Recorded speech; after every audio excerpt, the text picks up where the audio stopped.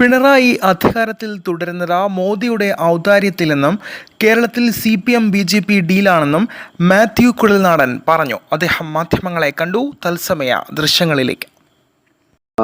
Requirement അപ്പൊ ഇവിടെ ഞാൻ ഉന്നയിച്ചത് 3 കാര്യങ്ങളാണ്. പിണറായി വിജയൻ മുഖ്യമന്ത്രി ആയതുകൊണ്ട് മുഖ്യമന്ത്രിയുടെ സ്വാധീനം, മുഖ്യമന്ത്രി എന്ന നിലയിലുള്ള സ്വാധീനം CMRL കമ്പനിക്ക് അവരുടെ താല്പര്യങ്ങൾക്ക് അനുകൂലമായി ഉപയോഗപ്പെടുത്തുന്നതിന് വേണ്ടിയിട്ട് പിണറായി വിജയന് പണം നൽകി എന്ന സ്റ്റേറ്റ്മെന്റ് ഉണ്ട് ഇന്റീം സെറ്റിൽമെന്റ് ബോർഡിന്റെ റിപ്പോർട്ടിൽ. അതുകൂടാതെ ആരും ഡിനൈ ചെയ്യാത്ത അഡ്മിറ്റഡ് ആയിട്ടുള്ള ട്രാൻസാക്ഷൻ പിണറായി വിജയന്റെ മകൾക്ക് കമ്പനി നേരിട്ട് നൽകിയ പണം സംബന്ധിച്ച് പബ്ലിക് ഡൊമൈനിലുള്ള കാര്യം അവർ ഡിസ്പ്യൂട്ട് ചെയ്തിട്ടില്ല. അപ്പൊ ആദ്യത്തെ ഫേവർ എന്തായിരുന്നു എന്ന് ചോദിച്ചു കഴിഞ്ഞാൽ, ആദ്യം UDF സർക്കാരിന്റെ കാലത്ത് ഈ കമ്പനിക്ക് 4 ലീസ് അനുവദിക്കുകയും 10 ദിവസം കഴിഞ്ഞ് ആ ലീസ് മുമ്പോട്ട് കൊണ്ടുപോകേണ്ടതില്ല എന്ന് തീരുമാനിച്ച് ആ ലീസ് സ്റ്റോപ്പ് ചെയ്യുകയും ചെയ്തിരുന്നു. അതിനുശേഷം നീണ്ട ഒരുപക്ഷെ ഒരു 10-12 വർഷക്കാലം കമ്പനി ലീഗലായിട്ട് അതിനുവേണ്ടി ഫൈറ്റ് ചെയ്യുകയും കേരള ഹൈക്കോടതിയിലെ സിംഗിൾ ബെഞ്ചിലും ഡിവിഷൻ ബെഞ്ചിലും അവർക്ക് അനുകൂലമായ വിധി വരികയും എന്നിട്ടും സർക്കാരുകൾ അപ്പീല് പോയി സുപ്രീം കോടതി അവസാനം പരിഗണിക്കുകയും സുപ്രീം കോടതിയിലെ വിധി വരുമ്പോൾ സർക്കാരിന് കേരള ഹൈക്കോടതി വിധി അംഗീകരിക്കുമ്പോൾ തന്നെ സർക്കാരിന് വേണമെങ്കിൽ ആ ഭൂമി ഏറ്റെടുക്കാനുള്ള ഒരവസരം സുപ്രീം കോടതി വിധി നൽകുകയും ചെയ്തു. അപ്പോ UDF LDF സർക്കാരുകൾ കാലാകാലങ്ങളിൽ എടുത്തിരുന്ന നിലപാട് എന്ന് പറയുന്നത് സ്വകാര്യ മേഖലയിൽ കരിമണൽ ഖനനം അനുവദിക്കുന്നില്ല, എന്ത് വില കൊടുത്തു അതിനു വേണ്ടിയിട്ടാണ് സുപ്രീം കോടതി വരെ പോയത്. അപ്പൊ സുപ്രീം കോടതി വിധിയിലാണ് ആദ്യമായിട്ട് അനുകൂലമായിട്ടൊരു അവസരം കേരള ഗവൺമെന്റ് കിട്ടിയത്. By the time Pinarayi Vijayan മുഖ്യമന്ത്രിയായിരുന്നു. അതിന് ആ സമയത്ത് 2016 ശേഷം അവരിറക്കിയ ഇൻഡസ്ട്രിയൽ പോളിസിയിൽ, വ്യവസായ നയത്തില് ഖനനം പൊതുമേഖലയിൽ സ്വകാര്യ മേഖലയിൽ അനുവദിക്കില്ല എന്ന് പറയുമ്പോൾ തന്നെ ഇംഗ്ലീഷ് ഡോക്യുമെന്റ് അങ്ങനെ അവസാനിക്കുന്നു. മലയാളം ഡോക്യുമെന്റിൽ എന്നാൽ ഇപ്പോഴത്തെ സുപ്രീം കോടതി വിധി നടപ്പാക്കുന്നതായിരിക്കും എന്നൊരു വാചകം എഴുതി ചേർന്നു. അത് ഈ വിധി അങ്ങനെ ഇന്റർപ്രറ്റ് ചെയ്ത് CMRL കൊടുക്കുന്നതിന് വേണ്ടിയിട്ടായിരുന്നു. അത് ഞാൻ ലീവ് ചെയ്യാണ്. അതിനുശേഷം ഈ ലീസ് അവർക്ക് അനുകൂലമായി നൽകാൻ വേണ്ടി നിൽക്കുന്ന സമയത്ത് കേന്ദ്ര സർക്കാർ 2019 ഇഷ്യൂ ചെയ്ത ഡോക്യുമെന്റാണ് X1 എന്ന് പറഞ്ഞ് ഞാൻ നിങ്ങൾക്ക് ഷെയർ ചെയ്തിട്ടുള്ളത്. അത് 14/3/2019 we ordered to prematurely terminate all existing mineral concession of beads and minerals held by the private person companies under Section 4A1 of the Mines and Minerals Development Regulation 57 is enclosed for further necessary action by the state government. അതായത് കേന്ദ്ര സർക്കാർ ഈ രാജ്യത്ത് നിലനിൽക്കുന്ന എല്ലാ സ്വകാര്യ mining ലീസും, ഈ കരിമണലുമായിട്ട് ബന്ധപ്പെട്ട അല്ലെങ്കിൽ ബീഡ്സ് ആൻഡ് മിനറൽസുമായിട്ട് ബന്ധപ്പെട്ട എല്ലാ മൈനിങ് ലീസും ക്യാൻസൽ ചെയ്യാൻ പറഞ്ഞ് 2019 ഒരു ഡയറക്ഷൻ കേന്ദ്ര സർക്കാരിന്റെ സംസ്ഥാന സർക്കാരിന് വന്നു. അങ്ങനെ വന്നാൽ സ്വാഭാവികമായിട്ടും അതിന്മേലുള്ള നടപടിക്രമങ്ങൾ പൂർത്തീകരിച്ച്, കാരണം ലീസ് ഗ്രാന്റ് ചെയ്യുന്നത് ഗവൺമെന്റാണ്, റെക്കമെൻഡ് ചെയ്യുന്നത് മൈനിങ് ആൻഡ് ജിയോളജി ഡിപ്പാർട്ട്മെന്റ് ആണെങ്കിലും ഗ്രാന്റ് ചെയ്യുന്നത് ഗവൺമെന്റാണ് ലീസ് ഗ്രാന്റ് ചെയ്യുന്നത്. അപ്പോ അതിന്റെ അകത്ത് എല്ലാ ഒപ്പീനിയനും എല്ലാ കേസും പൊസിഷനും എല്ലാം പരിശോധിച്ചതിന് ശേഷം ഞാൻ നിങ്ങൾക്ക് X2 എന്ന് പറഞ്ഞ ഡോക്യുമെന്റ് ഒരു 12/4/2019 ഒരു ഡോക്യുമെന്റ് നിങ്ങളുടെ തന്നിട്ടുണ്ട്. 12/4/2019 മൈനിങ് ആൻഡ് ജിയോളജി ഡയറക്ടർ ഗവൺമെന്റിനോട് പ്രിൻസിപ്പൽ സെക്രട്ടറി ഇൻഡസ്ട്രീസ് ഡിപ്പാർട്ട്മെന്റ്, അവരാണ് അതിന്റെ കൺസേൺ ഡിപ്പാർട്ട്മെന്റ് എന്നുകൊണ്ട് പ്രിൻസിപ്പൽ സെക്രട്ടറിയാണ് ഗവൺമെന്റിന് വേണ്ടി ആക്ട് ചെയ്യുന്നത്. അതിന്റെ ലാസ്റ്റ് പാരഗ്രാഫ് നോക്കിക്കഴിഞ്ഞാൽ അറിയാം. ലാസ്റ്റ് സെന്റൻസ് നോക്കിയാൽ മതി, പെട്ടെന്ന് നമുക്ക് സമയം കളയാതിരിക്കാൻ വേണ്ടി. Such government shall hold more than 70% of share capital. As the KREML does not satisfy these conditions, 4 leases granted to KREML wide order 6 cited above may be terminated at the earliest. അതായത് എത്രയും പെട്ടെന്ന് ഇത് terminate ചെയ്യണം എന്ന് പറഞ്ഞ് mining and geology department, law department അടക്കം opinion വാങ്ങിയതിന് ശേഷം സ്വാഭാവികമായിട്ടും ഇവർക്ക് അയക്കുകയാണ്. ഇവർക്ക് അയച്ചു കഴിഞ്ഞിട്ട് ഈ പറയുന്ന അപ്പൊ സ്വാഭാവികമായിട്ടും അതിന്റെ നടക്കുന്ന നടപടി എന്ന് പറയുന്നത് ഇനി ഗവൺമെന്റ് ആ ലീസ് ടെർമിനേറ്റ് ചെയ്യാനുള്ളത്. ഈ നാല് ലീസ് എന്ന് പറയുന്നത് ഹൺഡ്രഡ്സ് ഓഫ് ക്രോർസ് വർത്ത് ആണ്, തൗസൻഡ്സ് ഓഫ് ക്രോർസ് വർത്ത്. ഇന്നത്തെ വാല്യൂ വെച്ച് നോക്കിയാൽ തൗസൻഡ്സ് ഓഫ് ക്രോർസ് വർത്തുള്ള 4 ലീസാണ് ക്യാൻസൽ ചെയ്യാൻ പറഞ്ഞ് എല്ലാ നടപടിക്രമവും പൂർത്തിയാക്കി സ്വാഭാവികമായിട്ടും ഗവൺമെന്റിനോട് ആവശ്യപ്പെടുന്ന സ്ഥിതിവിശേഷം ഉണ്ടായിരുന്നു.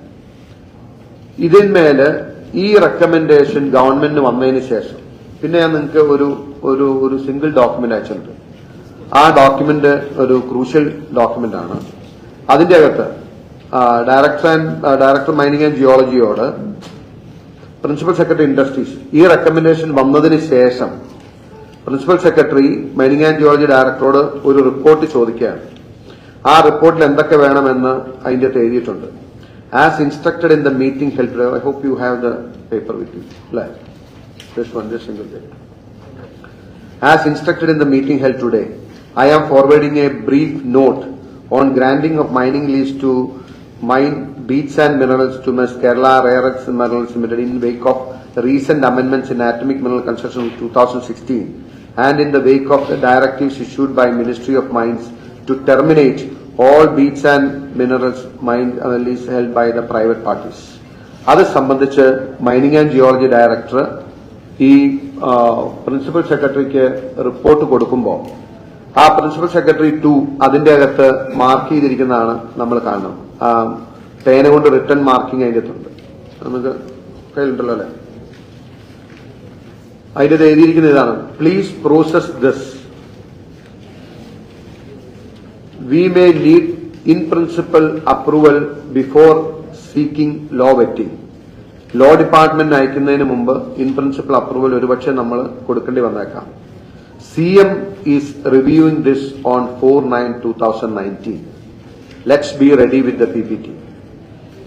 അതായത് നമുക്ക് മനസ്സിലാവുന്നത് മൈനിങ് ആൻഡ് ജിയോളജി ഡിപ്പാർട്ട്മെന്റ് ഈ കേന്ദ്ര സർക്കാർ നിർദ്ദേശപ്രകാരം ഈ 4 ലീസുകൾ ടെർമിനേറ്റ് ചെയ്യാൻ പറഞ്ഞതിന് ശേഷം മുഖ്യമന്ത്രി മീറ്റിംഗ് വിളിച്ച്, മുഖ്യമന്ത്രിയുടെ വകുപ്പല്ല, ഇൻഡസ്ട്രീസ് ഡിപ്പാർട്ട്മെന്റ് നാച്ചുറൽ കോഴ്സിൽ ഒരു ഫയൽ എൻഡ് ചെയ്യുന്നതെന്ന് വെച്ച് കഴിഞ്ഞാൽ ഈ പ്രിൻസിപ്പൽ സെക്രട്ടറി ഞാൻ ക്യാൻസൽ ചെയ്താൽ അത് അവിടെ അവസാനിക്കുകയാണ്. ഇതാണ് സാധാരണയുള്ള രീതി എന്ന് പറയുന്നത്. അപ്പോ അത് കഴിഞ്ഞിട്ട് മുഖ്യമന്ത്രി മീറ്റിംഗ് വിളിച്ചുവെന്നും മുഖ്യമന്ത്രി റിവ്യൂ ചെയ്യുന്നുവെന്നും പറഞ്ഞു. അപ്പോ അങ്ങനെയാണ് ആ ഫയല് ടെർമിനേറ്റ് ചെയ്യാതെ ഹോൾഡ് ചെയ്തത്. ഇനി ഞാൻ ഒരു *4 ഇട്ട ഒരു ഡോക്യുമെന്റ് ഉണ്ട്. ഇതാണ് സർക്കുലേഷൻ നോട്ട് എന്ന് പറഞ്ഞു. ഈ സർക്കുലേഷൻ നോട്ട് ഇന്റേണലി അവര് സർക്കുലേറ്റ് ചെയ്യുന്ന നോട്ടാണ്. ഈ കാര്യങ്ങളെല്ലാം പറഞ്ഞതിന് ശേഷം അതിന്റെ 441 പാരാ 441 ആണ് അതിന്റെ ക്രൂഷ്യൽ ആയിട്ടുള്ള കാര്യം പറയുന്നത്. ഞാൻ ആ ഭാഗം ഒന്ന് വായിക്കാം.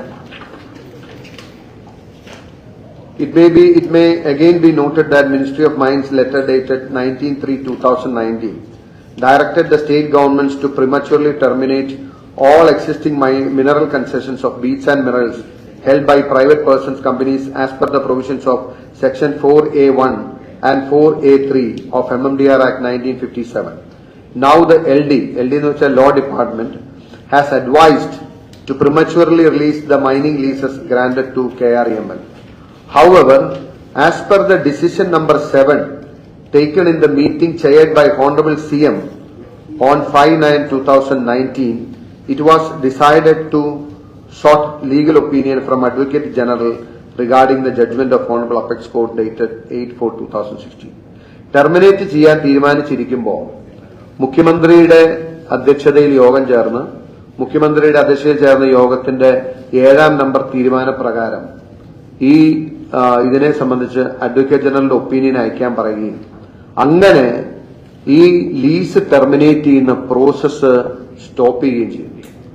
എന്നിട്ട് 2019 നടന്ന ഈ പ്രോസസ്സ് ലീസ് 2019 ടെർമിനേറ്റ് ചെയ്തില്ല, 20 ടെർമിനേറ്റ് ചെയ്തില്ല, 21 ടെർമിനേറ്റ് ചെയ്തില്ല, 22 ടെർമിനേറ്റ് ചെയ്തില്ല, 23, 24 ഞാൻ ഈ വിജിലൻസ് കേസ് ഫയൽ ചെയ്തതിന് ശേഷമാണ് ഗവൺമെന്റ് ഈ KREMLന്റെ മൈനിങ് ലീസ് ടെർമിനേറ്റ് ചെയ്യുന്നത്. അപ്പോ എന്റെ ചാർജ് കേസ് നമ്പർ 1, അതായത് KRML അനുവദിച്ചിരുന്ന മൈനിങ് ലീസ് സേവ് ചെയ്യാൻ വേണ്ടി മുഖ്യമന്ത്രി എന്ന പദവിയിലെ അധികാരം ഉപയോഗിച്ച് നേരിട്ട് മീറ്റിംഗ് വിളിച്ചു ചേർത്ത് നിർദ്ദേശം നൽകി തീരുമാനം അല്ലെങ്കിൽ ആ ടെർമിനേഷൻ ഹോൾഡ് ചെയ്ത് ഈ 2024 വരെ 24-ൽ ഞാൻ ഈ വിജിലൻസ് കേസ് ഫയൽ ചെയ്തതിന് ശേഷം മാത്രമാണ് ഈ കേസ് ഈ ടെർമിനേഷൻ ഉണ്ടായിട്ടുള്ളത്. എന്തിനു വേണ്ടിയിട്ടാണ് ഇത് ഹോൾഡ് ചെയ്ത് വെച്ചതെന്ന് ചോദിച്ചു കഴിഞ്ഞാൽ ഈ കാലം എത്രയും ഈ CMRL അടക്കമുള്ള മൈനിങ് കമ്പനികൾ കേന്ദ്രത്തില് ഈ നിയമം മാറ്റുന്നതിന് വേണ്ടിയിട്ടുള്ള ഇന്റൻസ് ലോബിയിങ് നടക്കുകയാണ്. ഒരുപക്ഷെ ഈ ഗവൺമെന്റ് വീണ്ടും അധികാരത്തിൽ വരികയാണെങ്കിൽ ഒരുപക്ഷെ ഇത് മാറിയെന്ന് വരാം. ഇത് മാറിക്കഴിഞ്ഞാൽ ഏതെങ്കിലും സമയത്ത് ഈ പ്രൈവറ്റ് പാർട്ടീസിനെ ഹോൾഡ് ചെയ്യാന്ന് പറഞ്ഞിരുന്നെങ്കിൽ ഈ ലീസ് വീണ്ടും ആക്റ്റീവായി കൊണ്ടുവരാൻ പറ്റുകയാണ്. അതുകൊണ്ടാണ് സ്വാഭാവികമായിട്ടും ഇത് ഹോൾഡ് ചെയ്തത്. സർപ്രസിനോട് പുറകെ കൊടുത്താണ് കുഴപ്പമില്ല. ഇതാണ് കേസ് നമ്പർ 1. രണ്ടാമത്തെ കാര്യം, ഇനി ഇവര് ഇതിനു വേണ്ടിയിട്ട് ഏകദേശം 24 ഹെക്ടർ സ്ഥലം അവിടെ വാങ്ങിയിരുന്നു. 24 ഹെക്ടർ സ്ഥലം വാങ്ങിയത് ഈ ഭൂപരിഷ്കരണ നിയമത്തിന്റെ പരിധി ലംഘിച്ചുകൊണ്ട് 15 ഏക്കറിന് മുകളിൽ ഒരു വ്യക്തി ഹോൾഡ് ചെയ്യാൻ പാടില്ല എന്നുള്ള നിയമം ലംഘിച്ചാണ് 50 ഏക്കറിന് അധികം 15 ഏക്കർ ഹോൾഡ് ചെയ്യാൻ പാടില്ലാന്നിരിക്കുകയാണ് 50 ഏക്കറിലധികം ഭൂമി ഇവര് ഹോൾഡ് ചെയ്തിരുന്നു. റവന്യൂ ഡിപ്പാർട്ട്മെന്റ് അതിന്റെ റിട്ടേൺസ് ഫയൽ ചെയ്യണം. കാരണം നമ്മൾ അതിൽ അളവിൽ കൂടുതൽ ഭൂമി വാങ്ങിയിട്ടുണ്ടെങ്കിൽ റവന്യൂ ഡിപ്പാർട്ട്മെന്റിനെ അറിയിക്കുക എന്നുള്ളതാണ് ഫസ്റ്റ് പ്രോസസ്സ്.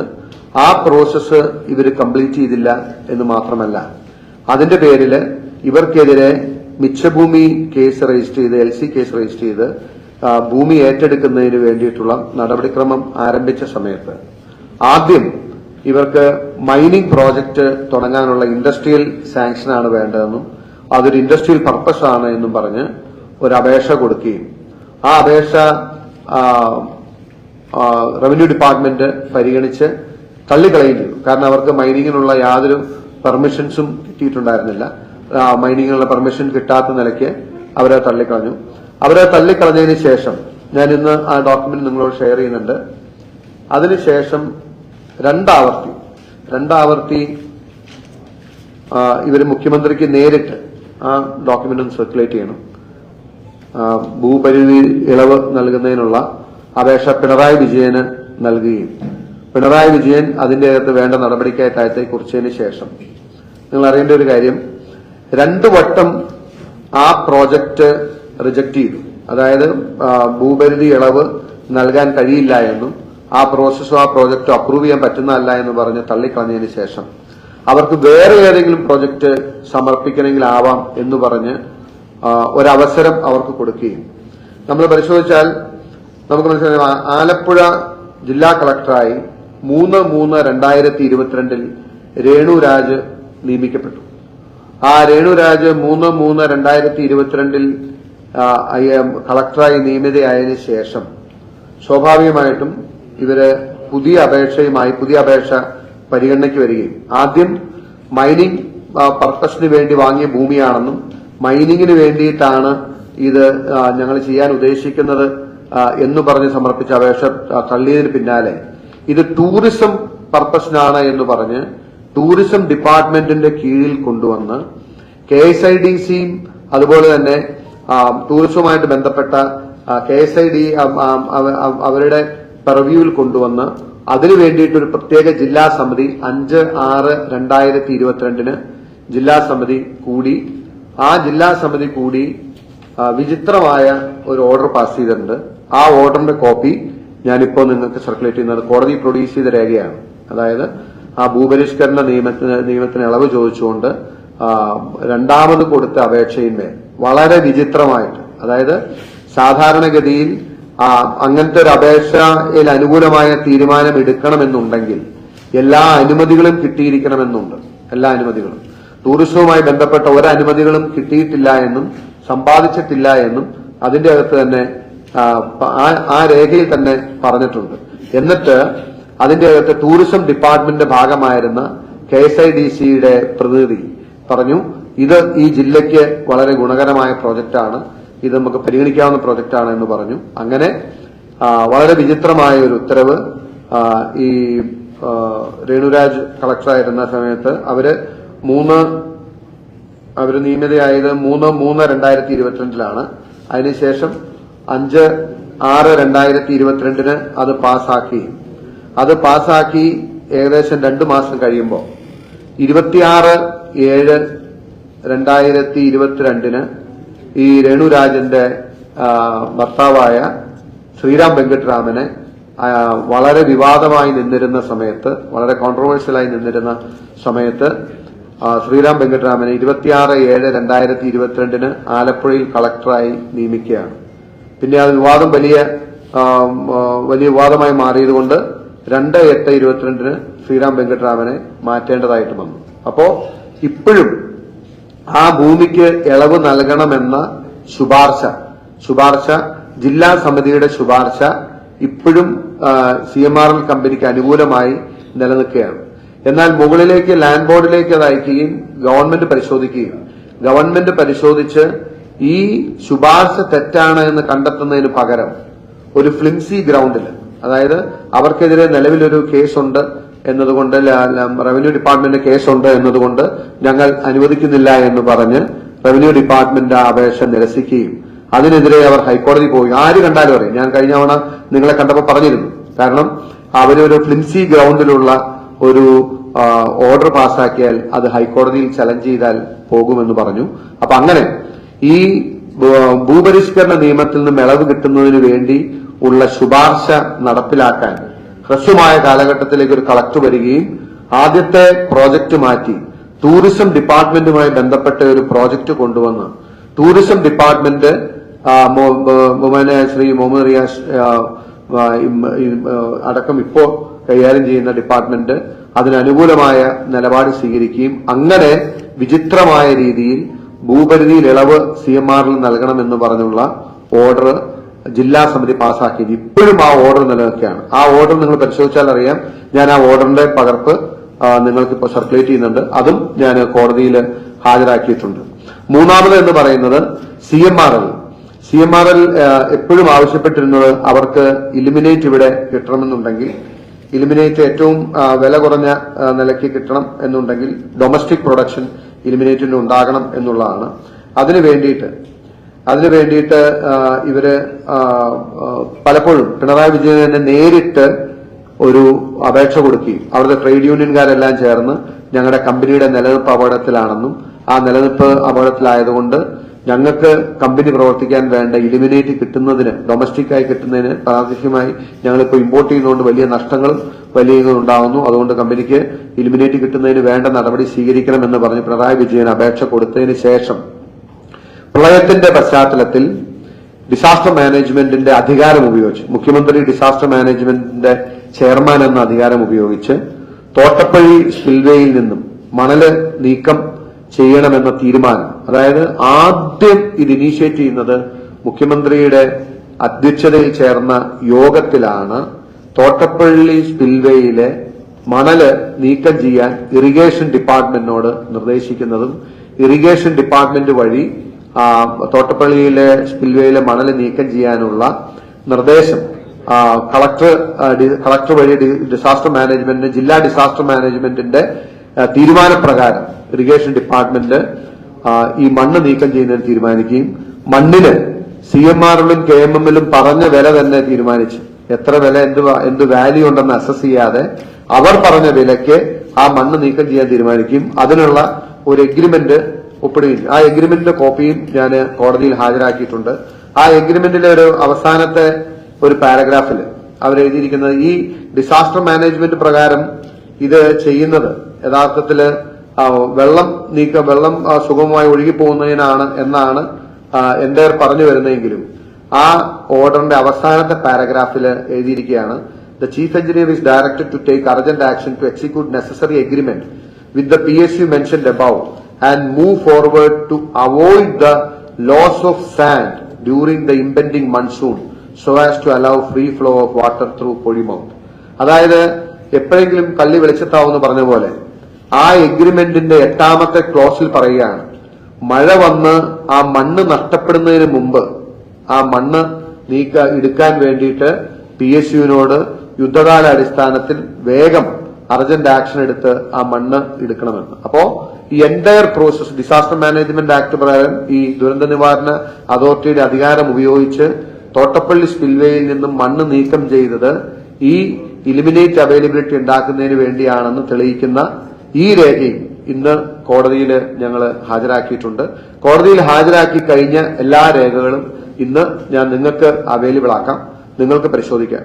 ഒരു ലേമാൻ എന്ന നിലയിൽ, ഒരു പൊതുപ്രവർത്തകൻ എന്ന നിലയിൽ, ഒരു ജനപ്രതി എന്ന നിലയിൽ ഈ കാര്യത്തിൽ സംഭരിക്കാൻ കഴിയുന്ന രേഖകളും തെളിവുകളും 100% വ്യക്തതയോടുകൂടി കോടതി മുമ്പാകെ ഹാജരാക്കിയിട്ടുണ്ട്.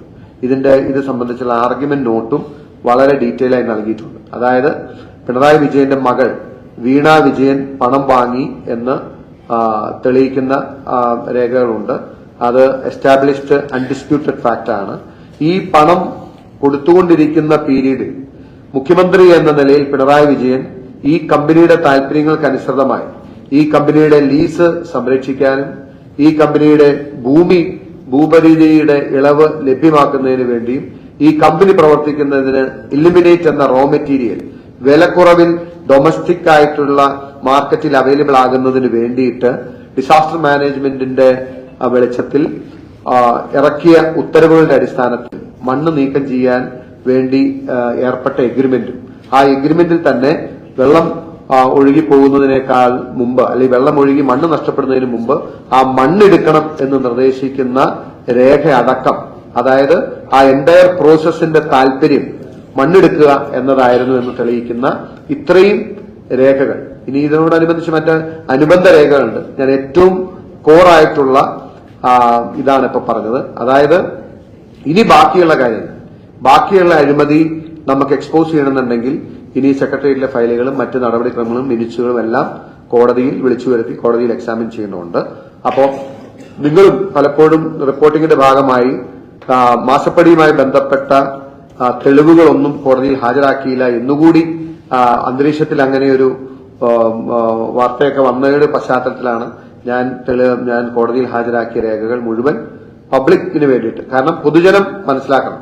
ഈ കാര്യത്തിൽ ഞാൻ ആദ്യം തുടക്കം മുതൽ ഒരു കാര്യം കേരളത്തിന്റെ പൊതുസമൂഹത്തോട് പറഞ്ഞിരുന്നു. ഈ വിഷയത്തിൽ ആത്മാർത്ഥവും സത്യസന്ധവും സുതാര്യവുമായ ഒരു പോരാട്ടത്തിന് ഞാൻ മുന്നോട്ട് പോകും. എത്രമേൽ സമ്മർദ്ദങ്ങളുണ്ടായാലും, എത്ര ചലഞ്ചസ് ഉണ്ടായാലും, എത്ര പ്രയാസങ്ങൾ നേരിടേണ്ടി വന്നാലും ഞാനത് ചെയ്യുമെന്ന് പറഞ്ഞു.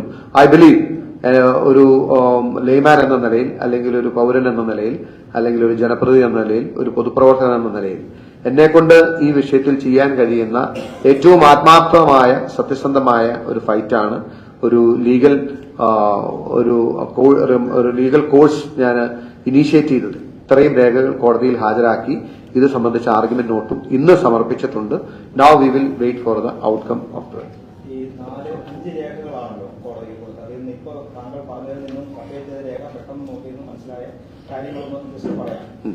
ഒന്ന്, കേന്ദ്ര സർക്കാർ ഈ സ്വകാര്യ മൈനിങ് പാട്ടക്കരാറുകളെല്ലാം റദ്ദാക്കണമെന്ന് പറഞ്ഞ് നിർദ്ദേശത്തെ ഉത്തരവ് 2019.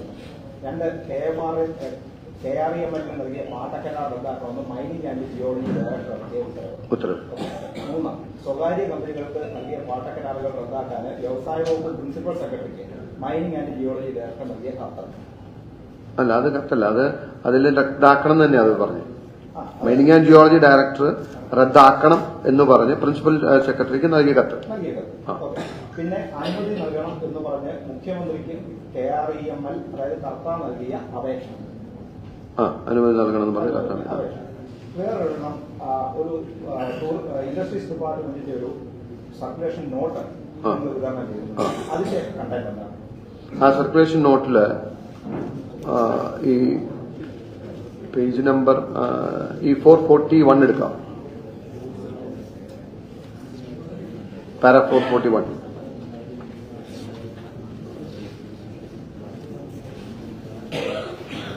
You got it? 441 എല്ലാം വായിക്കണ്ട. Towards the half. Now the LD has advised to prematurely release the mining lease granted to KREML. Right. However, as per decision number 7 taken in the meeting chaired by the Honorable CM on 5/9/2019, it was decided to sought legal opinion from Advocate General regarding the judgment of Honorable Apex Court dated 8/4/2016. അതായത് law department advice ചെയ്തതിന് ശേഷം എന്തുകൊണ്ട് terminate ചെയ്തില്ല എന്ന് കാണിക്കുന്നതാണ്. മുഖ്യമന്ത്രിയുടെ അധ്യക്ഷതയിൽ ചേർന്ന യോഗത്തിന്റെ തീരുമാനം 7 പ്രകാരം അഡ്വക്കേറ്റ് ജനറൽ അയക്കാൻ തീരുമാനിച്ചതുകൊണ്ട് ടെർമിനേറ്റ് ചെയ്യാതെ അത് സ്റ്റോപ്പായി എന്ന് കാണിക്കാൻ വേണ്ടിയിട്ടാണ് ഈ രേഖ പ്രൊഡ്യൂസ് ചെയ്തത്. ലീഗൽ ഒപ്പീനിയൻ എടുത്ത് 2019 മുതൽ 24 വരെ എന്തുകൊണ്ട് സ്റ്റോപ്പ് ചെയ്തു എന്നുള്ളതാണ് ചോദ്യം. You are right. That is case number 1. അടിസ്ഥാനത്തിൽ 2019 അതിന്റെ വെളിച്ചത്തില് ആ ലീസിന്റെ ടെർമിനേഷൻ സ്റ്റോപ്പ് ചെയ്തു. അതിന്റെ കോൺസിക്വൻസ് മനസ്സിലായോ? അത് ഞാൻ ഈ കേസ് ഫയൽ ചെയ്യുന്നവരെ, വിജിലൻസ് കേസ് ഫയൽ ചെയ്യുന്നത് വരെ ഈ ലീസ് ടെർമിനേറ്റ് ചെയ്തില്ല. That's the favour number 1 by CM for this company. Is it clear? Okay, good. അല്ല, that's up to the court. I mean ഇതിനപ്പുറം ഇനിയിപ്പോ ഇത് അപ്രീഷിയേറ്റ് ചെയ്യേണ്ട കോടതിയാണ്. കോർട്ട് എങ്ങനെ അപ്രീഷിയേറ്റ് ചെയ്യുന്നുള്ള വി കനോട്ട് സേ. അല്ല, ഞാൻ പറഞ്ഞ ഇത് മാധ്യമപ്രവർത്തകർ നിങ്ങൾ തന്നെ റിപ്പോർട്ട് ചെയ്തല്ലോ, കോടതിയിൽ വേണ്ട തെളിവുകൾ എത്തിയിട്ടില്ല. So naturally I need to be transparent. കോടതി വിശ്വാസം 100% വിശ്വാസം. കഴിഞ്ഞ തവണ കോടതിയിൽ കുറച്ച് രേഖകൾ ഈ അവസാന ഘട്ടം ഇന്ന് വിധി പറയുന്നതിന് കുറച്ച് രേഖകൾ മാത്യുവിന്റെ അഭിഭാഷകൻ നൽകിയിരുന്നു. ആ സമയത്ത് ഈ രേഖകളിലൂടെ സമർപ്പിച്ചിരുന്നുവെങ്കിൽ അതിവേഗം മുഖ്യമന്ത്രി മകളൊക്കെ നടത്തി കൊള്ളരുതായ്മയ്ക്ക് ഒരു കോടതിയുടെ ഒരു പരാമർശം ഉണ്ടാവില്ല. ഇങ്ങനെ വച്ച് നീട്ടി അല്ല, ഞാൻ പറഞ്ഞില്ല അതിന്റെ കോടതിയുടെ ഒരു പരാമർശം ഉണ്ടാക്കുക എന്നുള്ളതല്ലല്ലോ നമ്മുടെ ലക്ഷ്യം. ഞാനിത് ഒരു കേസ് ബിൽഡ് ചെയ്യുമ്പോൾ നമ്മൾ അതിന്റെ ഫൗണ്ടേഷൻ ബിൽഡ് ചെയ്യുന്നത് അതിന്റെ ഡോക്യുമെന്റ്സിലും എവിഡൻസിലൊക്കെയാണ്. അതിന് അതിന്റേതായ ഒരു വ്യവസ്ഥാപിതമായ രീതിയാണ്, അതിനൊരു സ്ട്രാറ്റജിയാണ്. കാരണം കൗണ്ടർ ആർഗ്യുമെന്റ്സ് നോക്കി അവർക്ക് ഇനി എന്താണ് പറയാം, അവർക്ക് പറയാനുള്ളവർ പറഞ്ഞല്ലോ, അവരുടെ ഡിഫൻസ് കഴിഞ്ഞ തവണ വന്നല്ലോ. So now we will produce. പുള്ളി ചോദിച്ച പോലെ ഇതിന്റെ അകത്ത് എങ്ങനെയാണ് CMന്റെ ഇന്റർവെൻഷൻ ചോദിച്ചില്ലേ, ഇതിന്റെ അകത്ത് എന്താണ്, what is there in the circulation note. So this is how we prove the cases. അപ്പൊ അതിന്റെ ഒരു സ്ട്രാറ്റജിയുടെ ഭാഗമായിട്ടാണെന്ന് കൂട്ടിയാണ്. ഹാജരാക്കിയതിനു ശേഷം അടുത്ത കൗണ്ടർ സമർപ്പിക്കുകയല്ലേ വേണ്ടത്?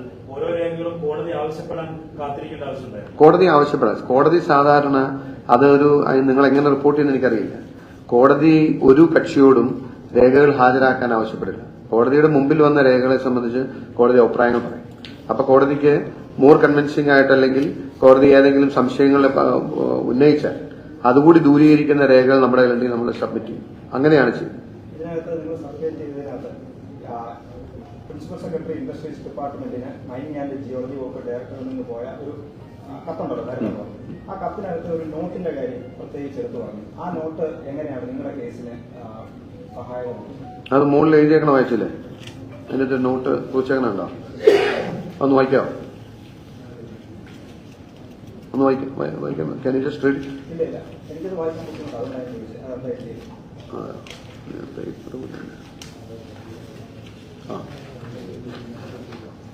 Please process this. We may need in principle approval before seeking law vetting. CM is reviewing this on 4/9/2019. Let's be ready with the PPT. So, CM in department alla.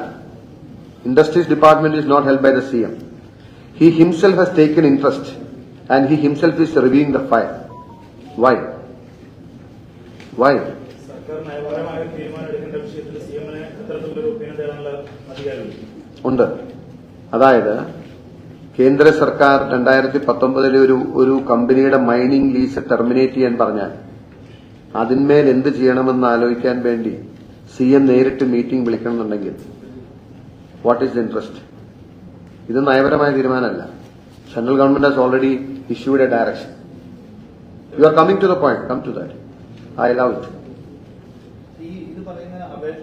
അല്ല, നിങ്ങളൊന്ന് ആലോചിച്ചാൽ മതി. അതായത് കേരളത്തിന്റെ മുഖ്യമന്ത്രി നേരിട്ടൊരു മീറ്റിംഗ് വിളിച്ചൊരു പൊസിഷൻ റിവ്യൂ ചെയ്യുന്ന എന്താണ്?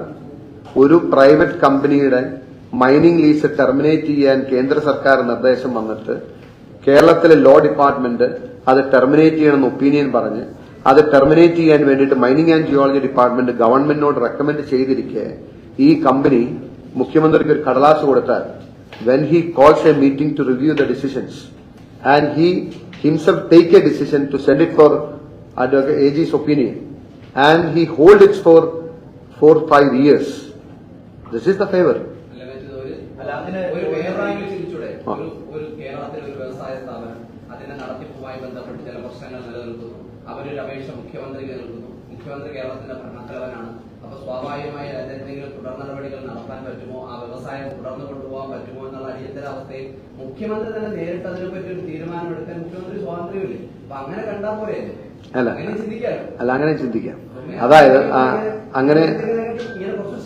അങ്ങനെ ചിന്തിക്കാം. അദ്ദേഹം പറഞ്ഞാൽ മതി, CMRLന്റെ വ്യവസായം എങ്ങനെയെങ്കിലും നടത്തിക്കൊണ്ടുപോകാൻ എന്തെങ്കിലും സാധ്യതയുണ്ടോ എന്ന് മുഖ്യമന്ത്രി എന്ന നിലയിൽ ഞാൻ നേരിട്ട് പരിശോധിച്ചാണെന്ന് പറഞ്ഞാൽ മതി. That's what my case. അല്ല, ഞാൻ പറഞ്ഞ മനസ്സിലായി. You are on the point. That is what he said. പക്ഷെ അത് സ്വാഭാവികം എന്ന് പറയുന്നത് ശരിയല്ല. അതൊരു അസ്വാഭാവികമായ നടപടിയാണ്. ഒരു മുഖ്യമന്ത്രി ഒരു കമ്പനിയുടെ പ്രവർത്തനത്തിന് വേണ്ടി, അതായത് ആ മുഖ്യമന്ത്രിയുടെ മകൾ ഈ സമയങ്ങളിലെല്ലാം ആ കമ്പനിയിൽ നിന്നും പണം പറ്റിക്കൊണ്ടിരിക്കുകയും ചെയ്യുമ്പോൾ, മുഖ്യമന്ത്രി ചെയ്യുമ്പോൾ എന്റെ സ്വാഭാവികം എന്നുള്ളതിന് തൊട്ടിപ്പുറ ഒരക്ഷരം കൂടി ചേർന്നു. അസ്വാഭാവികമായ നടപടി. ഈ അപേക്ഷ പരിഗണിച്ചിട്ട് ആദ്യം സർക്കാർ ഇത് തള്ളുന്നു. അപേക്ഷ തള്ളി. അത് രണ്ടാമത്തെ കേസാണ് പറയുന്നത്. പിന്നീട് വീണ്ടും അവർ കോടതിയിൽ പോയി പരിഗണിക്കണമെന്ന് പറഞ്ഞു. കോടതി നിർദ്ദേശപ്രകാരം സർക്കാർ പരിഗണിച്ചിട്ടും ആ അപേക്ഷ വീണ്ടും തള്ളി. പിന്നെ എവിടെയാണ് ഇതിനകത്ത് ഫേവർ ചെയ്തതെന്ന് പറയാൻ കഴിയുക? അവരുടെ അപേക്ഷ തള്ളി. അല്ല, you are saying about case number 1 or case number 2?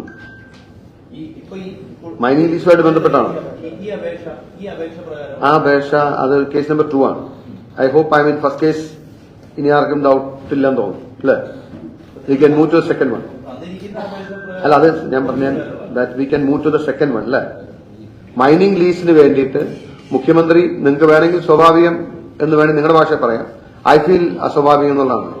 ആ കമ്പനിയെ നടത്തിക്കൊണ്ടുപോകാൻ പറ്റുമോ എന്ന് നോക്കി ആ കമ്പനിയുടെ ലീസ് സേവ് ചെയ്യാൻ വേണ്ടി കേന്ദ്ര സർക്കാർ നിർദ്ദേശം ഉണ്ടായിട്ടും he interviewed and try to help him എന്നുള്ളതാണ് ആ കേസ് നമ്പർ 1. രണ്ടാമത്തെ കാര്യം, ഇപ്പോ ഭൂപതിവ് അല്ലെങ്കിൽ ഭൂപരിഷ്കരണ നിയമത്തിൽ ഇളവ് വേണമെന്നാവശ്യപ്പെട്ട് കമ്പനി നൽകിയ പ്രോജക്റ്റ് തള്ളി.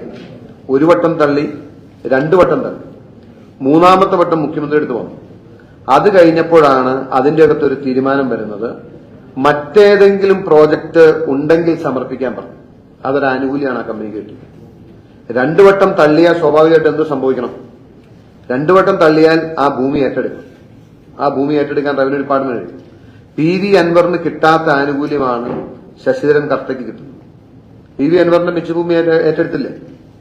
PV അൻവറിന് കിട്ടാത്തത്, അതായത് മൈനിങ് ആൻഡ് ജിയോളജി ഡിപ്പാർട്ട്മെന്റുമായിട്ട് ഇൻഡസ്ട്രിയൽ വകുപ്പുമായി ബന്ധപ്പെട്ട് അവർക്ക് അനുകൂലമായ ശുപാർശ വരുന്നില്ല എന്ന് കണ്ടപ്പോൾ പിന്നീട് റിവൈസ്ഡ് പ്രോജക്ട് സബ്മിറ്റ് ചെയ്തു. റിവൈസ്ഡ് പ്രോജക്ട് എന്താണ്? ടൂറിസം റിലേറ്റഡ് പ്രോജക്റ്റാണ്. തീരുമാനം അതിലേക്കാണ് വരുന്നത്. ആ പ്രോജക്റ്റ് തീരുമാനമായി. ടൂറിസം ഡിപ്പാർട്ട്മെന്റ് കൈകാര്യം ചെയ്യുന്ന ആരാണ്? വെയിറ്റ്, ഞാൻ ചോദിക്കുന്നത് നമുക്ക് അങ്ങോട്ടും ഇങ്ങോട്ടും പറഞ്ഞു. നിങ്ങൾ ചോദിക്കുന്ന ചോദ്യത്തിന് ഞാൻ ഉത്തരം പറയും പോലെ നിങ്ങൾക്കും പറയാം. നിസ്സാരമായ കാര്യമല്ലേ? ടൂറിസം മന്ത്രി ആരാണ്? ടൂറിസം മന്ത്രി മുഹമ്മദ് റിയാസ് വീണ വിജയന്റെ ഭർത്താവാണ്. 2ാമത്തെ പ്രോജക്ട് സമർപ്പിക്കുന്നത് ടൂറിസം റിലേറ്റഡ് പ്രോജക്റ്റാണ്. ടൂറിസം റിലേറ്റഡ് പ്രോജക്ട് പരിഗണിക്കുന്ന സമയത്ത് കേവലം 5 മാസക്കാലത്തേക്ക് ഒരു കളക്ടർ അപ്പോയിന്റ് ചെയ്ത് വന്നു. ഞാനത് നിങ്ങൾ പറഞ്ഞാൽ യു ക്യാൻ സേ ദാറ്റ് സ്വാഭാവിക അല്ലേ എന്ന് പറഞ്ഞാൽ സ്വാഭാവികമാണെന്ന് പറയേണ്ടി വരും. കളക്ടർ വെക്കാൻ പാടില്ലേ? മുഖ്യമന്ത്രിക്ക് കളക്ടർ മാറ്റാനുള്ള അധികാരമില്ലേ? 5 മാസത്തേക്കോ 2 മാസത്തേക്കോ 3 മാസത്തേക്കോ 1 വർഷത്തേക്കോ വേണമെങ്കിൽ കറക്കാൻ പവേഴ്സ് ഉണ്ടോ? പവേഴ്സ് ഉണ്ട്. ഒരു കളക്ടർ അപ്പോയിന്റ് ചെയ്ത് വരുന്നു. ആ കളക്ടറുടെ കാലഘട്ടത്തിൽ ടൂറിസം ഡിപ്പാർട്ട്മെന്റിന്റെ നോമിനിയായി വന്നയാൾ ഈ പ്രോജക്ട് ഈ ജില്ലയ്ക്ക് ഗുണകരമാണ് എന്ന ഒപ്പീനിയൻ വിരിച്ച് ആ രേഖ ഒന്ന് കൊടുത്തു വന്നു. അതൊന്നും എടുക്കാം. ഇതുണ്ട് സ്റ്റാർ നമ്പർ 4 അത് ഞാൻ വായിക്കാൻ മനസ്സിലാവും. രേണുരാജ് അല്ല, KSIDCയുടെ ടൂറിസം ഡിപ്പാർട്ട്മെന്റിന്റെ പ്രതിനിധി പറയുന്നു ഈ പ്രോജക്ട് ഈ ജില്ലയ്ക്ക് ഗുണകരമാണെന്ന് പറയും. ടൂറിസം സെക്രട്ടറി അല്ല, ആ ജില്ലാ ടൂറിസം അതിന്റെ കമ്മിറ്റിയിലിട്ട് ടൂറിസത്തിന്റെ അംഗമാണ്. അവരുടെ ഒപ്പീനിയൻ അനുകൂലമായിട്ട് വരും. ബാക്കി രേണുരാജും സ്വാഭാവികമായിട്ട് എല്ലാവരും കൂടി പറയുന്നു നല്ല പ്രോജക്റ്റാണ്, കുഴപ്പമില്ല, ഓക്കെ. വളരെ നിങ്ങളത് പരിശോധിക്കണം. വിചിത്രമായ ഉത്തരവാണ്. അങ്ങനെ ആ സ്ഥലത്തിന് എക്സംഷൻ നൽകാൻ വേണ്ടി ആ കമ്മിറ്റി ശുപാർശ ചെയ്യും. Is it a favour or not? Is it a favour or not? ഇപ്പൊ നമുക്ക് എല്ലാവർക്കും വിലയിരുത്താവുന്നുള്ളൂ. ആദ്യം മൈനിങ് ആ കമ്പനി ഒരു മൈനിങ് കമ്പനിയാണ്. മൈനിങ്ങിന് വേണ്ടി സ്ഥലം വാങ്ങിയെന്ന് പറഞ്ഞ് അതിനുവേണ്ടി സമർപ്പിച്ചു. അങ്ങനെയാണെങ്കിൽ എല്ലാവർക്കും അത് കൊടുക്കണ്ടേ? PV അൻവറോട് പറയാത്തത് നിങ്ങൾക്ക് വേറെ എന്തെങ്കിലും പ്രോജക്റ്റ് ഉണ്ടെങ്കിൽ തരാൻ പറയാത്തത്? PV അൻവറോട് പറയാലോ, നിങ്ങൾക്ക് വേറെ എന്തെങ്കിലും ഫീസിബിൾ പ്രോജക്റ്റ് ഉണ്ടെങ്കിൽ താ, ഞങ്ങൾക്ക് എക്സംഷൻ പറയാം. അങ്ങനെ കേരളത്തിൽ ആർക്കും ഈ ഒരു ആനുകൂല്യം കിട്ടിയിട്ടില്ല. മിച്ചഭൂമിയായിട്ട് സ്ഥലം നഷ്ടപ്പെട്ട ധാരാളം വ്യക്തികളുണ്ട്, ഇന്നും നഷ്ടപ്പെട്ടുകൊണ്ടിരിക്കുന്ന വ്യക്തികളുണ്ട്. ഒരാൾക്കും ഈ ആനുകൂല്യം കിട്ടിയിട്ടില്ല. അവരുടെ പ്രോജക്റ്റ് റിജക്ട് ചെയ്ത് കഴിഞ്ഞപ്പോൾ മുഖ്യമന്ത്രി കൊടുത്തതിന് ശേഷം പിന്നീട് പറയാണ് വേറെ ഏതെങ്കിലും പ്രോജക്റ്റ് ഉണ്ടെങ്കിൽ താന്നു. അപ്പൊ റിവൈസ്ഡ് പ്രോജക്റ്റ് വരികയാണ്. എത്ര കാലമായി? You can ask anything. DGPC അംഗം ഈ പദ്ധതി ഇന്ത്യക്ക് ഗുണകരമാണ് എന്ന് പറഞ്ഞ് റിപ്പോർട്ട് നൽകി. ആ റിപ്പോർട്ട് നൽകിയതിന്റെ അടിസ്ഥാനത്തിൽ തുടർന്ന് എന്താണ് സംഭവിച്ചത്? റെക്കമെൻഡ് ചെയ്തു ഇയാൾക്ക് എക്സംഷൻ കൊടുക്കാൻ പറഞ്ഞു. ആര് റിക്കമെൻഡ് ചെയ്തു? ആ കമ്മിറ്റിയിൽ അദ്ദേഹം അംഗമാണ്. 7 അംഗ കമ്മിറ്റിയാണ്. കളക്ടർ ചെയർ ചെയ്യുന്ന കമ്മിറ്റിയാണ്. കളക്ടർ ചെയർ ചെയ്യുന്ന കമ്മിറ്റിയിൽ ഇത് ടൂറിസം പ്രോജക്റ്റ് ആയതുകൊണ്ട് ടൂറിസത്തിന്റെ പ്രതിനിധിയുണ്ട്, അതുപോലെ KSEBിയുടെ പ്രതിനിധിയുണ്ട്, KSIDCയുടെ പ്രതിനിധിയുണ്ട്. അപ്പൊ ഇവരെല്ലാവരും ചേർന്ന് ഇത് കുഴപ്പമില്ല, കൊള്ളാം, നല്ല സാധനമാണ്, റെക്കമെൻഡ് ചെയ്തു. ആ റെക്കമെൻഡേഷനാണ് ക്രൂഷ്യൽ. ടൂറിസം വകുപ്പിലേക്കല്ല, ഗവൺമെന്റിലേക്ക്, ലാൻഡ് ബോർഡ് സെക്രട്ടറിക്ക് കൊടുത്തിട്ട് റവന്യൂ ഡിപ്പാർട്ട്മെന്റ് ആണ് വരുന്നത്. അന്ന് ആ റവന്യൂ ഡിപ്പാർട്ട്മെന്റ് എന്ത് ചെയ്തു? ഈ നിലവിലുള്ള എല്ലാ മാനദണ്ഡങ്ങളും ലംഘിച്ചാണ് ആ ശുപാർശ വന്നത്. ആ ശുപാർശ തെറ്റാണെന്നും ആ ശുപാർശ പുനഃപരിശോധിക്കാനോ ആ ശുപാർശ ക്വാഷ് ചെയ്യാനോ നിൽക്കാതെ മറ്റൊരു ഫ്ലിംസി ഗ്രൗണ്ട് പറഞ്ഞ് അത് തള്ളി. ഇവർക്ക് ലാൻഡ് എക്സ്പെൻഷൻ കൊടുക്കാൻ പറ്റില്ല എന്ന് പറഞ്ഞ് വേറൊരു ഫ്ലിംസി ഗ്രൗണ്ടിൽ തള്ളി. ഞാനൊരു ലോയർ ആയതുകൊണ്ട് ഞാൻ ആദ്യം അത് കണ്ടപ്പോൾ പറഞ്ഞു, that is to help them. അവർ ഹൈക്കോടതി ചലഞ്ച് ചെയ്യും. ഏത് ജഡ്ജിക്കും അത് ക്വാഷ് ചെയ്ത് പറ്റത്തുള്ളൂ. നമ്മൾ പറഞ്ഞ പോലെ തന്നെ ജഡ്ജി അത് ക്വാഷ് ചെയ്യും. അവസരം നൽകി സ്വാഭാവികമായിട്ടും ക്വാഷ് ചെയ്യും. രണ്ടാമത് വീണ്ടും പരിഗണിക്കാൻ പറഞ്ഞു. വീണ്ടും പരിഗണിച്ച് തള്ളി. അപ്പോഴും ഈ ശുപാർശ നിലനിൽക്കുകയാണ്. ഈ ശുപാർശ നിലനിൽക്കുന്നിടത്തോളം കാലം the land will be safe with ജില്ലാ സമിതിയുടെ ശുപാർശ. ഞാൻ എന്റെ അഗെയിൻ സ്വാഭാവികമാണോ എന്ന് ചോദിച്ചാൽ എനിക്കറിയില്ല. രേണു രാജിനെ അപ്പോയിന്റ് ചെയ്ത് ഈ ശുപാർശ നൽകി 2 മാസം കഴിഞ്ഞപ്പോൾ അവരെ മാറ്റി അവരുടെ ഭർത്താവിനെയാണ് അവിടെ കളക്ടറായിട്ട് വെച്ചത്. ഹൈലി കോൺട്രവേഴ്സ്യലായിരുന്നു. നിങ്ങൾക്ക് ഓർമ്മയുണ്ടെന്ന് എനിക്ക് തോന്നുന്നു. 1 മാസത്തിനകത്ത് മാറ്റേണ്ട വന്നു. ഇതെല്ലാം സ്വാഭാവികമായി സംഭവിക്കുന്നതാണെങ്കിൽ, പക്ഷേ ഐ ഫീൽ ദർ ഇസ് അസ്വാഭാവികമായിട്ടാണ് ഇതൊക്കെ നടന്നത്. ഈ 2ാമത്തെ കേസ് ക്ലിയർ ആണെങ്കിൽ we can move to the 3rd case. അതെ, അദ്ദേഹത്തിന്റെ പേരെന്ന് ആദ്യം സബ്മിറ്റ് ചെയ്ത പ്രോജക്റ്റ് പാസ്സാകാതെ വന്നപ്പോ ആദ്യം സബ്മിറ്റ് ചെയ്ത പ്രോജക്റ്റ് അല്ലാതെ മറ്റു പ്രോജക്റ്റ് ഉണ്ടോ എന്ന് ചോദിച്ചപ്പോൾ they opted for a project under tourism. വളരെ വിചിത്രമായിട്ട് ടൂറിസം വകുപ്പിന്റെ പ്രതിനിധി, ആ കമ്മിറ്റിയിൽ പങ്കെടുത്ത പ്രതിനിധി ഈ പ്രോജക്റ്റിനെ അനുകൂലിച്ച് റെക്കമെൻഡ് ചെയ്യും. അതാണ് അതിന്റെ നടന്നിട്ടുള്ളത്. അപ്പൊ ആ സമയത്ത് ഈ ശുപാർശ കൊടുക്കുന്ന സമയത്ത് ടൂറിസം മന്ത്രിയുടെ ഭാര്യ ഈ കമ്പനിയിൽ നിന്നും പണം വാങ്ങിക്കൊണ്ടിരിക്കുകയാണ്. അഗെയിൻ ഇപ്പൊ സ്വാഭാവികമല്ലെന്ന് ചോദിച്ചാൽ ഐ കാനോട്ട് സേ എനിത്തിങ്. അസ്വാഭാവികത ഉണ്ടോ എന്ന് പരിശോധിക്കാൻ വേണ്ടിയിട്ടാണ് കേസ് അന്വേഷിക്കണമെന്ന് ഞങ്ങൾ പറയുന്നത്.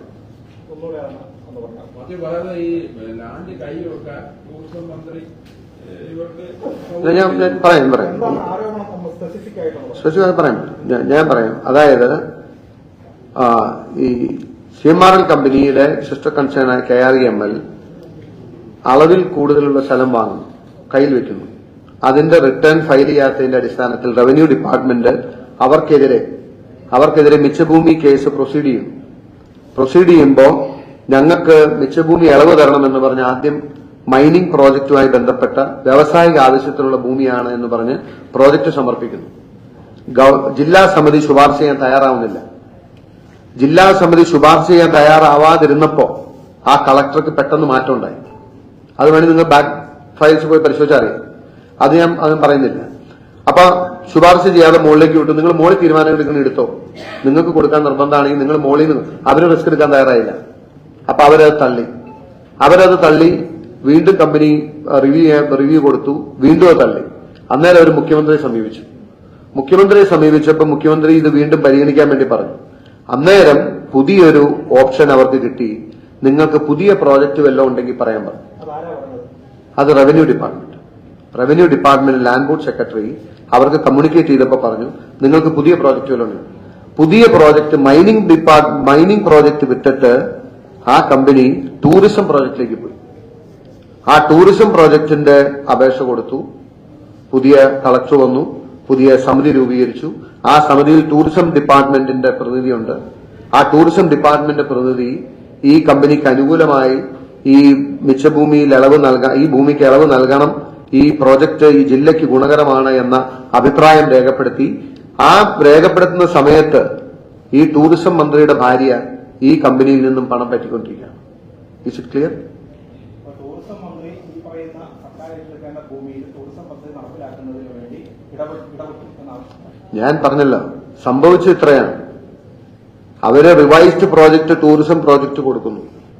ആ ടൂറിസം പ്രോജക്റ്റ് വഴിവിട്ട് നിയമവിരുദ്ധമായി ആ കമ്മിറ്റിയിൽ ടൂറിസത്തിന്റെ കമ്മിറ്റി അംഗം റെക്കമെൻഡ് ചെയ്യുന്നു. ആ റെക്കമെൻഡ് ചെയ്യുന്ന സമയത്ത് ടൂറിസം മന്ത്രിയുടെ ഭാര്യ ഈ സമയത്തെല്ലാം ഈ കമ്പനിയിൽ നിന്നും പണം പറ്റിക്കൊണ്ടിരിക്കുകയാണ്. This is case number 2.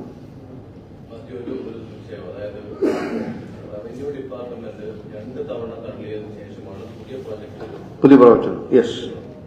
അതിന് മുഖ്യമന്ത്രിയുടെ അടുത്ത് ഇങ്ങനെ ഒരു അപേക്ഷ കൊടുത്തപ്പോഴാണല്ലോ പുതിയ പ്രോജക്ട്. യെസ്, ആ അപേക്ഷ ഞാൻ പ്രൊഡ്യൂസ് ചെയ്യുന്നത്, അത് അദ്ദേഹത്തിന്റെ എഴുതിക്കുന്നത്. പക്ഷേ പുതിയ പ്രോജക്ട് സമർപ്പിക്കാം എന്ന് പറയുന്നത് റവന്യൂ ഡിപ്പാർട്ട്മെന്റാണ്. അതെ. അങ്ങനെയാണെങ്കിൽ ഈ ടൂറിസം ഡിപ്പാർട്ട്മെന്റിനേക്കാൾ ക്രൂഷ്യലായ റോൾ ഇതിന് ഈ കരിമണൽ കർത്തയ്ക്ക് വേണ്ടി എടുത്തത് റവന്യൂ ഡിപ്പാർട്ട്മെന്റ്. അല്ല, റവന്യൂ ഡിപ്പാർട്ട്മെന്റ് ഇൻവോൾവ്മെന്റ് ഉണ്ടല്ലോ. അവര് തന്നെ 2 തവണ തള്ളിയത് പുതിയ പ്രോജക്ട് നിങ്ങൾക്ക് സമർപ്പിക്കാം എന്ന് പറയുന്നതിന്റെ ഇന്റൻഷൻ എന്താണ്? ഞാൻ പറയുന്നത് ഇത് the entire government is with dum. ഞാൻ റവന്യൂ ഡിപ്പാർട്ട്മെന്റ് റോളില്ലെന്ന് പറഞ്ഞു. ഒരു മന്ത്രിസഭ മുഴുവനായിട്ട് ഇതിനു വേണ്ടി സ്വാഭാവികം CM drives the case. Tourism ഡിപ്പാർട്ട്മെന്റും CM പോലെയല്ല. റവന്യൂ ഡിപ്പാർട്ട്മെന്റ് സെപ്പറേറ്റ് ഒരു പൊളിറ്റിക്കൽ പാർട്ടിയുടെ ലീഡറാണ്. അതെ, അവരും ആൻസറബിൾ ആണ്. അപ്പൊ അങ്ങനെയാണെങ്കിൽ why you gave an option എന്നുള്ള റവന്യൂ മിനിസ്റ്റർ ആൻസർ ചെയ്യേണ്ടതാണ്. അങ്ങനെയാണെങ്കിൽ ഈ ഫുൾ ഇൻവോൾവ് ആയിട്ടാണ് ഈ പ്രോജക്ട്. അല്ല, പിന്നെ രണ്ടാമത് ഫ്ലിംസി ഗ്രൗണ്ടിൽ തള്ളുന്നത് ആർക്കാണ് മനസ്സിലാവാത്തത്? അതുമാത്രമല്ല, ആ ശുപാർശ വന്നപ്പോ റവന്യൂ ഡിപ്പാർട്ട്മെന്റ് തള്ളിന്ന് വരുത്തവും വേണം, മുഖം രക്ഷിക്കുകയും വേണം, ആൾക്ക് ഗുണം കിട്ടുകയും വേണം. അതിനു വേണ്ടിയിട്ട് കോടതി പോകാനുള്ള അവസരം കൊടുത്ത് കോടതി പോസ്റ്റ് ചെയ്ത് മേടിച്ചു. അപ്പൊ സ്വാഭാവികമായിട്ട് അവർക്കും അറിയാലോ, ഞങ്ങൾ ചെയ്യാനുള്ള ചെയ്യുന്നത്, ഞങ്ങൾ തള്ളിയിട്ടും കോടതി പോസ്റ്റ് ചെയ്യുന്നു പറയാം. Can we move to case number 3? ഇതിനകത്തിപ്പോ ഈ റവന്യൂ വകുപ്പ് നിർദ്ദേശപ്രകാരം ടൂറിസം പദ്ധതി സമർപ്പിച്ചെന്നാണ് താങ്കൾ പറയുന്നത്. യെസ്. അങ്ങനെയാണ് റവന്യൂ വകുപ്പ് നിർദ്ദേശിച്ച പ്രകാരം ഒരു ടൂറിസം പദ്ധതി CMRൽ കൊടുക്കുകയാണെങ്കിൽ അതിനകത്ത് എങ്ങനെയാണ് ടൂറിസം മന്ത്രിയുടെ ഇടപെടൽ? അല്ല, ടൂറിസം മന്ത്രിയുടെ ടൂറിസത്തിന്റെ പ്രതിനിധി ആ കമ്മിറ്റിയിലുണ്ട്. ഇതുവരെ പറയാത്തൊരു പേരാണ് മന്ത്രി. അതെ. മന്ത്രി ഇടപെട്ടു എന്നുള്ളതിന് എന്ത് രേഖകൾ അല്ലെങ്കിൽ തെളിവ് അല്ലെങ്കിൽ എന്തിന്റെ അടിസ്ഥാനത്തിലാണ്? അല്ല, ഞാൻ പറഞ്ഞത് ക്ലിയർ അല്ല. ഞാൻ ഇല്ല, എനിക്ക് സബ്സ്റ്റാൻഷിയേറ്റ് ചെയ്യാൻ പറ്റാത്ത. അല്ല, ഞാൻ പറഞ്ഞല്ലോ, ശ്രദ്ധിച്ചു കേട്ടോളൂ. അതായത് ആദ്യത്തെ പ്രോജക്റ്റ് 2 വട്ടം പ്രൊജക്ട് ചെയ്ത് കഴിഞ്ഞപ്പോ റിവൈസ്ഡ് പ്രോജക്റ്റ് കൊടുക്കാൻ പറഞ്ഞു. They opted for a tourism project. Tourism ഡിപ്പാർട്ട്മെന്റിന്റെ പ്രതിനിധി ആ കമ്മിറ്റിയിൽ ആ പ്രോജക്റ്റിനെ സപ്പോർട്ട് ചെയ്യുന്ന സമയത്ത് ടൂറിസം മിനിസ്റ്ററുടെ വൈഫ് ഈ കമ്പനിയിൽ നിന്നും പണം പറ്റിക്കൊണ്ടിരിക്കുകയാണ്. ഇനി ബാക്കി തെളിയിക്കണമെന്നുണ്ടെങ്കിൽ it need to be investigated.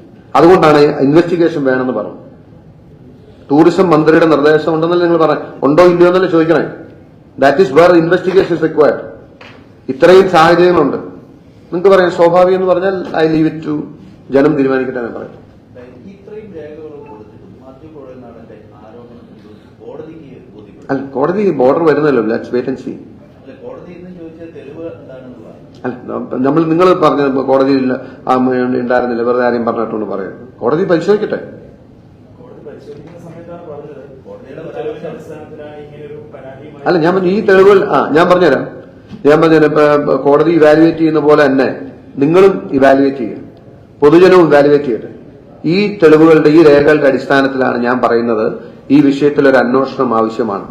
ഈ കേസ് നിലനിൽക്കണോ വേണ്ടോ പൊതുജനം അല്ലെന്ന്. ഇവാലുവേറ്റ് ചെയ്തല്ലോ. അത് വേണം, അത് വേണ്ടി വരും. അല്ല, അത് കോടതിയല്ലേ, കോടതി ഇവാലുവേറ്റ് ചെയ്ത് കോടതി ഇവാലുവേറ്റ് ചെയ്യട്ടെ, കോടതി ഇവാലുവേറ്റ് ചെയ്യട്ടെ. വെയിറ്റ്, നമുക്ക് ധൃതി പിടിക്കണ്ട. Can we move to third case? Second is clear. Third കേസിൽ ഡൗട്ട് ഉണ്ടോ എന്തെങ്കിലും? തേർഡ് കേസ്, തോട്ടപ്പള്ളി സ്പിൽവേയിൽ നിന്നും മണലെടുക്കാൻ ഡിസാസ്റ്റർ മാനേജ്മെന്റിന്റെ അധികാരം ഉപയോഗിച്ച് മുഖ്യമന്ത്രി നിർദ്ദേശം നൽകി. അത് 2 വർഷക്കാലം നിരന്തരം അവിടുന്ന് ഡിസാസ്റ്റർ മാനേജ്മെന്റിന്റെ പേരിൽ മണ്ണെടുത്തു. ആ എഗ്രിമെന്റ് വെച്ച സമയത്ത് ഈ മഴക്കാലം വന്ന് മണ്ണ് നഷ്ടപ്പെടുന്നതിന് മുമ്പ് എടുക്കണം എന്ന് പറഞ്ഞത് എന്തിനു വേണ്ടി?